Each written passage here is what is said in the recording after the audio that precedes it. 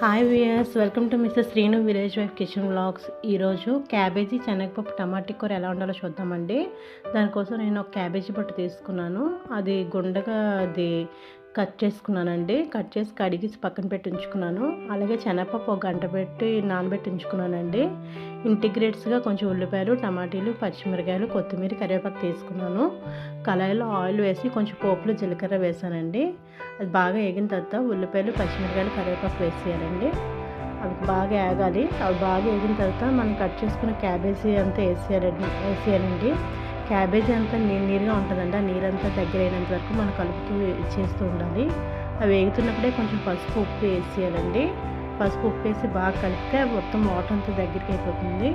అది బాగా దగ్గరికి అయిపోయిన తర్వాత మనం కొంచెం టమాటా పళ్ళు వేసేయాలండి. టమాటా పళ్ళు, శనగపప్పు ఇవన్నీ ఉంటాయి కదా, నానబెట్టుకుని శనగపప్పు వేస్తాను.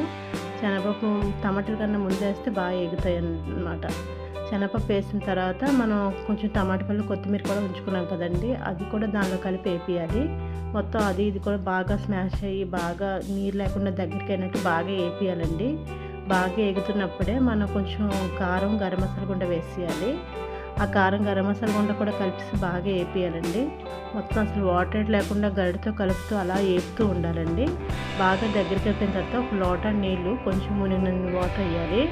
వేసి మనం శుభ్రంగా కలిపేసి ఉప్పు గట్ట సరిపోయేలా చేసి మూత పెట్టుకొని బాగా దగ్గరికి అయినంత వరకు ఉడికించుకుంటే చాలా బాగుంటుందండి కూర. సింపుల్గా శనగపప్పు, టమాటీ, క్యాబేజీ కూర చాలా బాగుంటుంది. ఒకసారి ఈ విధంగా ట్రై చేయండి.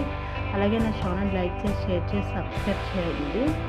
ఇంకా మంచి మంచి వీడియోస్ పెడుతూ ఉంటానండి. అంతేనండి, సింపుల్గా క్యాబేజ్, శనగపప్పు, టమాటా కూర రెడీ అయిపోయింది.